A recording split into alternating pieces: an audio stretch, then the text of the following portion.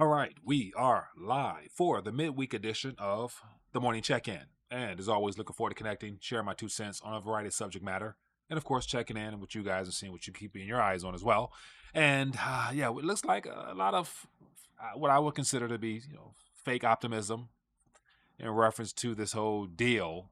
And I'm questioning whether or not it's really a done deal or just more jibber jabber, more hype, more hope to juice the markets, because as of right now, markets are responding favorably, and yet Jerome Powell is not budging when it comes to those Fed funds rates. So we'll see how this administration takes that. But once again, looking forward to sharing my thoughts on this subject matter. And I think beyond what we're being told or what the markets are responding when it comes to these headlines, looking at the price of metals lets us know what's really happening here. And of course, I think platinum is telling a interesting story as well. So we're going to touch on that and a lot more. But anyway, for those who are plugged in, definitely let me know where you're watching from. Feel free to throw some thoughts, ideas, suggestions, either in the chat or in the comment section if you're watching the replay. And as always, the goal is to give you some good news, starting off with the daily devotional. We'll go through some market activity, and then I'll dive into some of the headlines, share my 2 cents on it, more so filtering through the noise to try to make sense of what we're currently experiencing in this great reset that's underway. And so definitely looking forward to connecting, man. So let me just make sure everything is flowing smoothly. Then we'll jump right into it and go from there. So it's going to be a good morning to say the least. But as always, for those who are plugged in, definitely hit that thumbs up button, show your support for the channel. And that'll definitely help people find out an alternative perspective to what they will not hear from the mainstream media. And so make sure you subscribe, like, hit the bell notification, check mark, whatever it is you're watching from, so you can stay plugged in. And also, I want to make sure I continue to remind people the importance of monetary literacy. And so if you have not, take a quick minute, 10 simple questions. It's called the Dollar IQ. Go to rethinkingthedollar.com or rethinkingthedollar.com/quiz. Answer these questions here. It'll open up your journey towards better understanding monetary policy. And speaking of monetary, just today, JD Vance was quoted at calling the Fed's slow reaction to cutting rates. He calls it monetary malpractice. So the word monetary is important to more than just myself. And as also for those who want to get involved directly in the silver industry and actually become a independent distributor via your own bullion store, then this is the opportunity as well. As you can see here, we have the Quicksilver Accelerated Wealth Group team. And so just go to mysilverteam.com. Links in the description. You can find out more. And basically helps you set up a monthly subscription to a certain weight of silver, and then allows you to set up all the platforms you need to help other people do the same. So ultimately, getting your weight up is a great way to diversify and to protect yourself against what we will talk about in the days ahead. So that being the case, definitely check that out. Go to mysilverteam.com, links in the description. You can find out more there. All right, let's jump right into it. I want to get you some good news this morning. So as I mentioned, this is from the daily devotional, and the goal is just to give you something to charge you up spiritually, get your day started, and then we'll go from there. So as I can zoom in here, June 11th, freed us from sin. This came from as it says here, 1 Corinthians 1:30, it says, God has united you with Christ Jesus. For our benefit, God made him to be wisdom itself. Christ made us right with God. He made us pure and holy, and he freed us from sin. That's the New Living Translation version. Then he goes on to say here, you were never designed to be a slave to sin. From the very beginning, God had a plan, not just to forgive you, but to free you. Jesus said in John 8:36, so if the Son sets you free, you are truly free. And that's not a religious theory. That's kingdom reality. When you enter the kingdom through Christ, you don't just get a clean slate. You get a new identity. He made you right with God. He made you holy. He set you free. Just like God would deliver Israel from Egypt, not just to escape slavery, but to enter the promise. Jesus just didn't die just to save you from hell, but to restore you to dominion. So stop living like a prisoner when the King has unlocked your chains. Walk in freedom that he paid for. And the closing prayer is, Lord, thank you for freeing me from sin and clothing me with righteousness of your Son. In Jesus' mighty name, amen. Amen and amen. As always, for those who that word resonates with, feel free to drop an amen in the chat or in the comment section. Either one. Definitely let me know that you're feeling that particular message there. Okay, so let's get right into it, man. I want to get right into some things that caught my attention. And as always, what catches my attention the most happens to be when the markets respond when it comes to precious metals. And so, despite a deal, whether it's real or whether it's not, gold and silver, and now platinum and palladium are telling us something to the contrary. And so, here on the screen, let me just jump right into it. So, we have the current market activity of gold. Gold, $3,336 for an ounce. Silver, $36.20. Platinum, $1,273. It has been moving incrementally over the last several days, and clearly there's something behind that. Palladium is now above $1,000. So clearly, in this flight to wealth preservation, aka financial safety, metals are proving to hold their weight, literally. Okay, and just to show you, I wanted to actually dive deeper into what's happening with the platinum game. So on the screen here, you can see the price activity. So this is a previous, this is as of now, this year alone. So what we're witnessing right now from the start of this year, let's go to January. Platinum was at 931. And literally over the last 6 months, it has made some tremendous moves up to where we're at today at 1275 and climbing. And once again, platinum is a very unique metal in the fact that it is more scarce than gold and has an assortment of utilities, and in particular the technology space. And so it is something that is valuable. And so 1275 is very small compared to where it can go in a world of unlimited fiat. And of course, let's just look at platinum.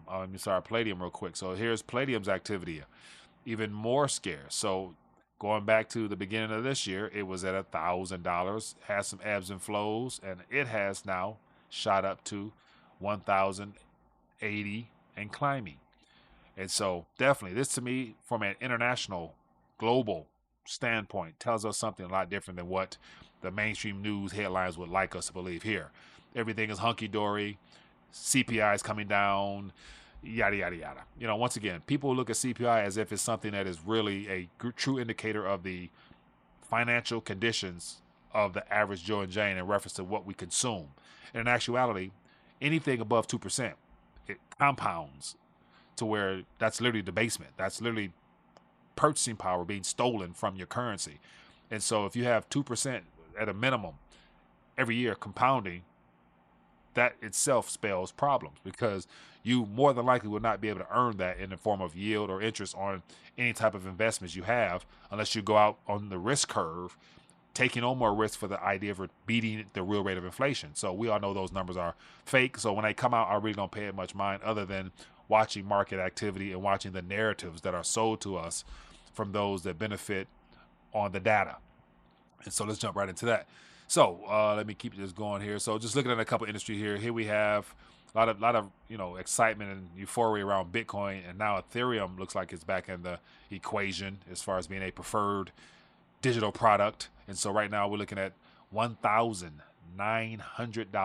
$1,900, Then we have Ethereum. It is close to almost $3,000. So that definitely excites a lot of people in that space there. And so once again, they will both go higher because at some point the spigot will be cut back on and they need an escape hatch. Cryptos will be the preferred medium. So let's look at the 10-year real quick.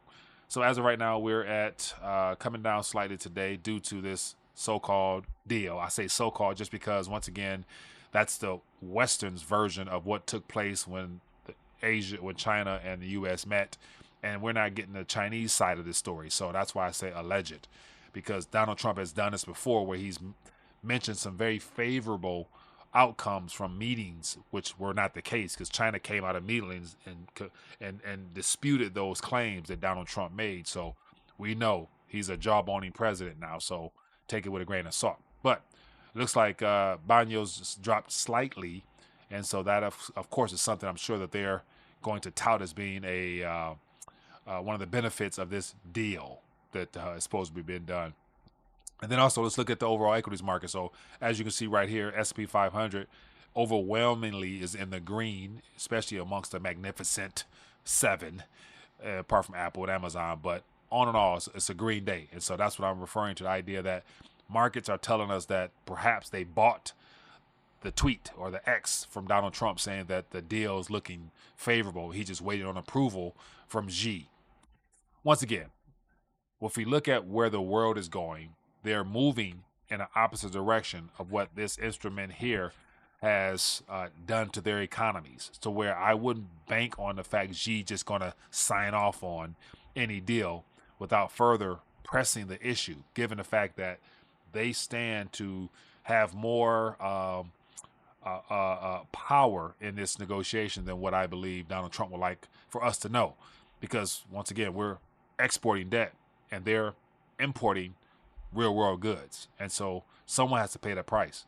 And we can't keep sending IOU nothings and not expect them to want more from this deal than just whatever Donald Trump demands. That's just my opinion.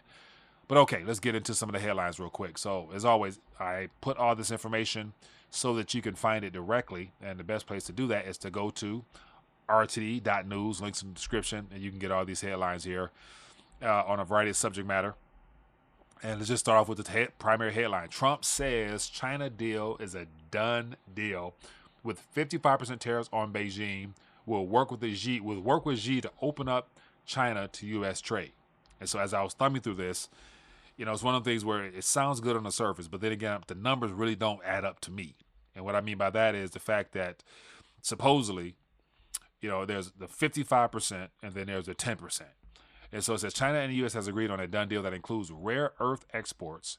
And I'm not quite confident that China would be willing to continue to export their rare earths, given that, that's one of their biggest bargaining chips, is the fact that the Western world needs rare minerals for computer chips and all types of technology, that those metals are crucial in having, and we need those metals for.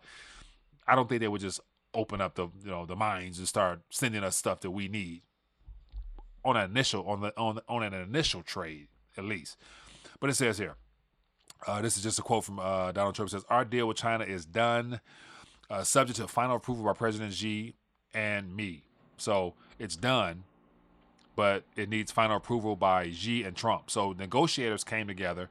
They ironed out some of the details of a deal, but it's in need of approval from Xi and Trump.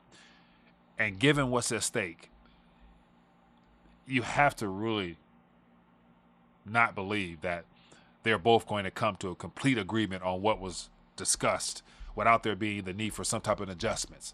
So once again, I suspect that after today, this is probably Trump's midweek attempt to juice the markets, to keep this euphoria of the economic stability that he would like for us to believe. Then you factor in the CPI figures, which also helped a little bit, I assume, depending on how you look at it, to where the goal is to get us through these weeks, week by week, waiting on the Fed to literally cut. And he hinted at the need as to why they need to cut. And it has everything to do with the debt coming due. And so there's going to continue to be that pressure for the Fed to cut. And if the economy is doing so good, and if everything is on course to equal some boom or something like that he would like for us to believe, why would there be a need to cut outside of the debt? Because debt is our biggest problem. So that's why these trade deals, they are being sold as going too smoothly from Trump's side, because China also realized that we're under this great debt burden. And so the fact that they would just play ball so easily and not expect or demand more within these deals lets me know that, I would take it with a grain of salt. That's just me. Okay, more of the article here that's worth talking about. It says here, full magnets and necessary rare earths will be supplied up front by China. Likewise, we will provide China what was agreed to, including Chinese students using our colleges and universities, which has always been good with me. So right then and there, magnets and necessary rare earths will be supplied up front by China. And so he's stating that as if Xi has already signed off on that. So once again, that might have been something that the parties came to an agreement upon. But once again, it's all subject to Xi's approval. And that's why making these bold statements of what is factual could be a problem, because and the Chinese individuals know from their side that Donald Trump is gassing up his constituents, while they have to either comply with what he's out here promising or not. So that's why I'm like, I don't know. But here, let's get to the number. It says, we are getting a total of 55% tariffs. China is getting 10%. Relationship is excellent. Thank you for the attention to this matter. Now our relationship is great. So, a couple tweets prior, China's taking advantage of us. They need to pay their fair share and all that type of narrative. But all of a sudden now, because they sat down at the table and supposedly agreed on some things, the relationship is great. And then look how skewed those numbers are. 55% tariffs, and China is getting 10%. And so who actually will bear the brunt of any of these costs will be the question. 10% or 55%, going there or coming here, whenever real world goods are made and either imported or exported, there's always the need for profitability for these companies. And then you factor in the consumer that will be bearing more of the cost of whatever it is. 10% more is still relatively pricey, and definitely 55% total, depending on whatever he's referring to here. So no matter what, I think me as a consumer will ultimately end up paying more for these particular goods that they're referring for. And then this goes back to my point about the CPI figures of 2%, 2.8, 2.4, whatever the numbers were being given. 2% is still a lot greater than zero. Zero will be ideal, but then we know the system can't function unless there is some type of monetary expansion, and they've chosen a target of 2%. So literally the monetary base must expand 2% per year for the remainder of this current system. So we're still losing out. And the reason I say that is just simply look at how this has fared thus far with the diminishing of our purchasing power. So as you can see on the screen here, this is what that 2% exponential or continuous debasement looks like. So when CPI figures 2%, this is at a bare minimum what compounding effect of inflation, i.e. CPI figures, look like. So since the creation of the Federal Reserve, when a dollar was actually worth 100 pennies, to this current moment where Donald Trump sits on the helm of the last bit of purchasing power of a Federal Reserve note, we're only working with 2 to 3 cents. So how has that CPI inflation stuff really fared when it comes to what I can purchase is my concern. And that's where monetary literacy comes into play, because if you believe what you're being told, you believe these figures being given to us by the same people who stand to lose the most, i.e. control of the narrative and the system, then you're going to be left struggling, because these things here were never made to appreciate in relative purchasing power. And so, as I mentioned before, Donald Trump clearly is setting up to be the last president under this current financial structure. And so he has a lot at stake here. That's why these headlines that we hear, you have to question them and never believe a politician, because they cannot tell you the truth, because they wouldn't be doing their job if they did. That's my opinion. Okay, so let's get into some more insights into this whole tariff situation. And then, of course, CPI figures, and we'll go from there. Okay, let me go back to the main page here. So as I zoom in here, next subject matter rather, is simply just some commentary. I call it Peter's take. And so I love to check in with Peter Schiff, because he does a good job of giving it to us straight in a way that the average Joe can understand. And so let's find out what Peter Schiff thinks about this trade deal. And I thought it was just comical, because it just ask and pose some very interesting questions. So here, Peter Schiff gave his thoughts right after he heard about the tariffs. It says, with regard to this deal with China, Trump is boasting that, quote, we are getting a total of 55% tariffs. China is getting 10%. But it says, but we are getting really means we are paying.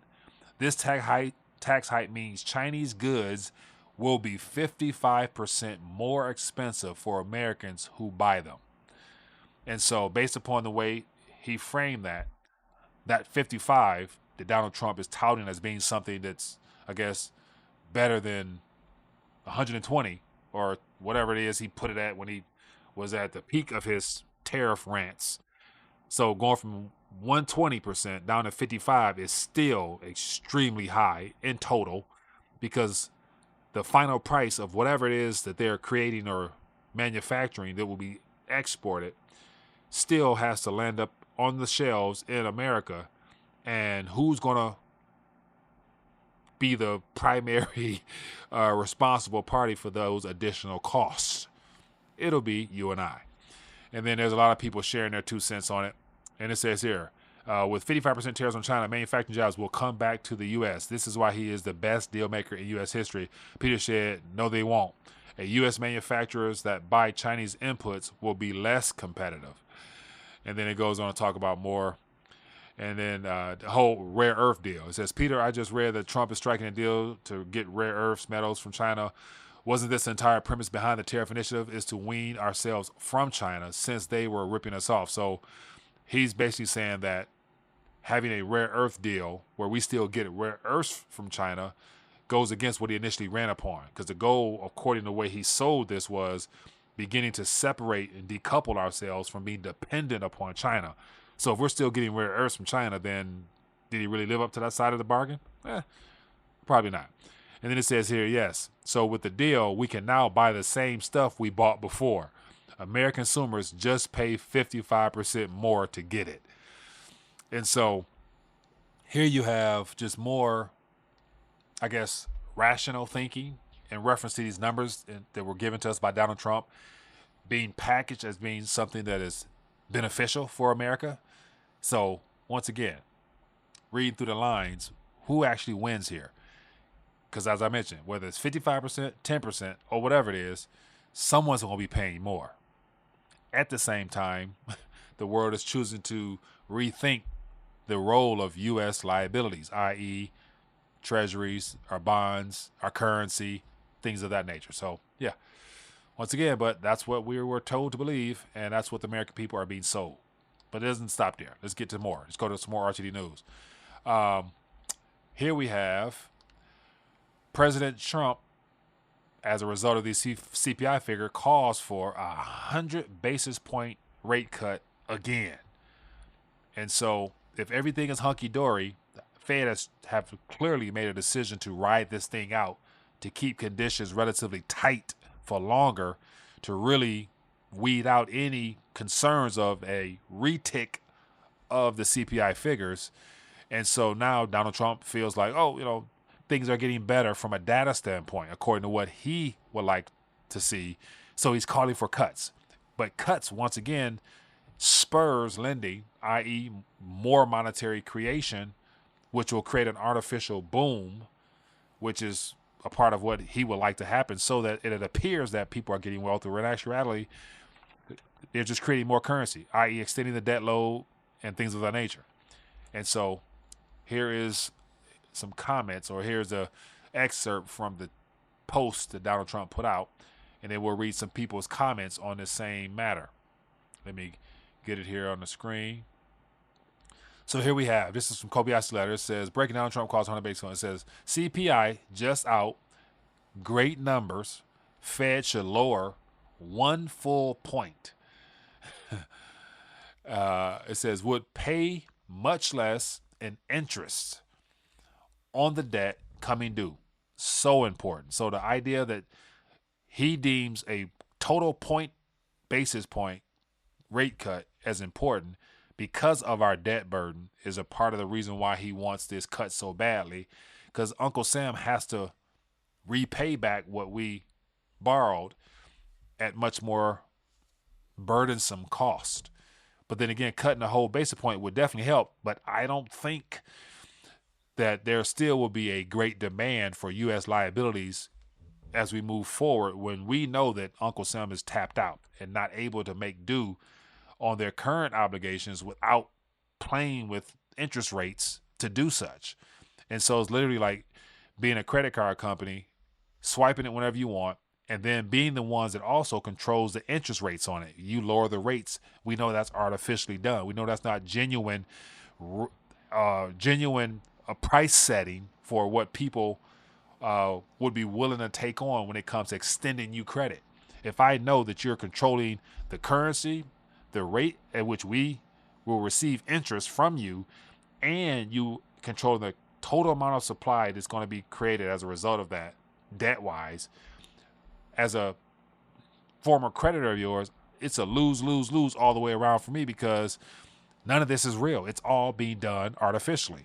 And so where does the true value come from in supporting your debt habits? It doesn't benefit me, i.e. if I was a creditor. And when you look at it from the standpoint of what's happening with this global reset that we're experiencing right now, people who lack monetary literacy and solely focus on the financial side, because we are being encouraged like never before to focus on financial literacy. And financial literacy is simply what you do with a Federal Reserve note after you earn it. Where do you put it? In whose hands do you place it so that they can so-called grow it for you? If the world is starting to rethink these and moving away from these, on the monetary literacy side of things, the way they see things, I no longer look at this as a trustworthy medium that I can price my future within. So saying like, okay, having $100,000 of these units sitting in an account somewhere, hoping that 100,000 gains interest in a world where we're extremely low interest rates, so you're not going to get more than 1%, or if you're lucky. So you have to now chase yield, i.e. by taking these and buying U.S. treasuries and getting 3%, 4%. So that looks better.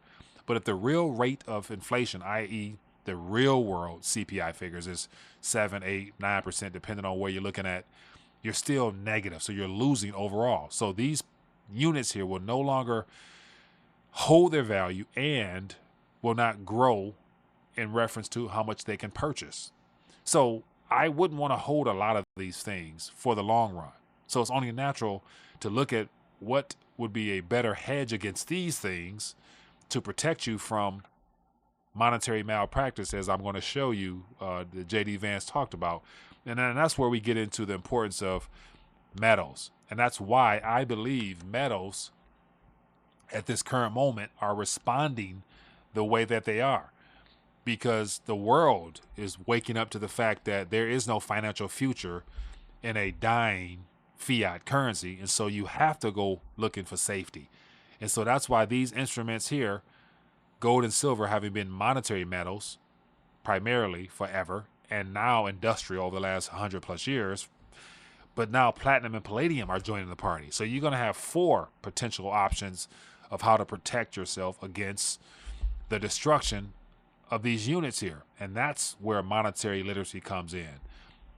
Monetary policy from Federal Reserve and fiscal policy from the government itself are problematic.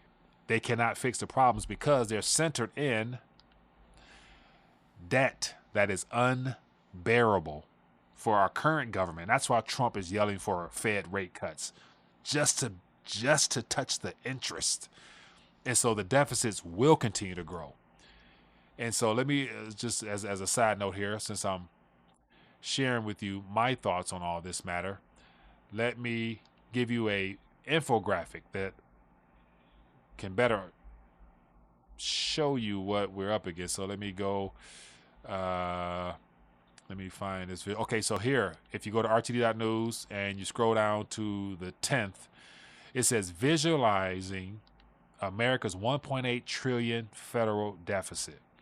And so Visual Capitalist does a good job of putting these together. But as you can see on the screen here, this is what our current financial balance sheet looks like for our government. And so America's 1.8 trillion deficit, meaning that we spend 1.8 more than we actually bring in. And this is as of last year, so it's grown. But in the green, this is what comes in as far as government's income streams. Individual tax 2.4, payroll 1.7, corporate taxes 530 billion, other 253 billion. Okay, so that equates to as it says here, that equates to 4.9 trillion. So that's what we have as far as revenue. So this 4.9 above my head here is a total amount of receipts that Uncle Sam gets in. And then you look at the blue, 6.8 is what goes out. And just look at all the obligations Uncle Sam has. Social Security being the biggest one. They'll never address that. So Doge tried to clean up some fraud, try to clean up a lot of, paychecks going to people that's been dead for 20, 30, 40 years. Not enough to tap into this 1.5 trillion because that's an annual expenditure. You got healthcare, mostly Medicaid, 912 billion, close to $1 trillion.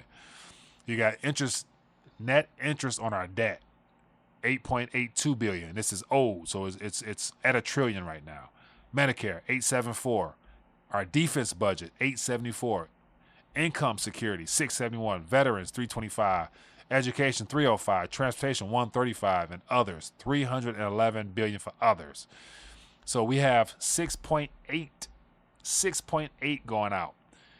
And that is a major financial imbalance. To me, that is fiscal malpractice. Knowing that you're going to continue to offer all these perks and benefits and quote unquote, obligations that we have taken out, knowing that there's never going to be enough income coming in to take care of those, to just meet the need to pay them off. So you have to borrow, and you're only touching the interest is what this is all about. Donald Trump wants rates to be cut so that the U.S. can basically repay back its previous debts and take out new debt for the future. So this whole system is a problem. But then again, the average person doesn't know that, and that's why I continue to come on here and to share my 2 cents so people can understand what's really at stake here. And then just to show you how even the politicians know that this is one big Ponzi scheme, here we have VP Vance criticizes the Fed's rate policy following inflation data. So the inflation data came out today, and according to them, it's favorable. But to me, looking at the monetary long-term picture of what 2% means, 2.8, 2.4, whatever, that's annual compounding or debasement of our currency. We're still losing. This is what JD Vance had to say about this. It says here, this is a quote. This is what caught my attention. It says, in a post on X, Vance stated, the president has been saying this for a while, but it's even more clear.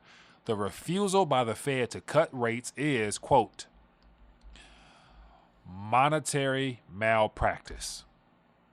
His comments come directly after Wednesday's CPI index, and then it goes on to give you some other data points and stuff like that. Once again, he calls it monetary malpractice for the Fed not to cut. You cut in times of emergency, not when you're trying to literally lower rates so that you can just pay back your creditors and then issue more debt at a cheaper cost. But then again, this is how the system operates. So monetary malpractice is what has destroyed our currency, along with fiscal malpractice. So you got the government and the central banks working together.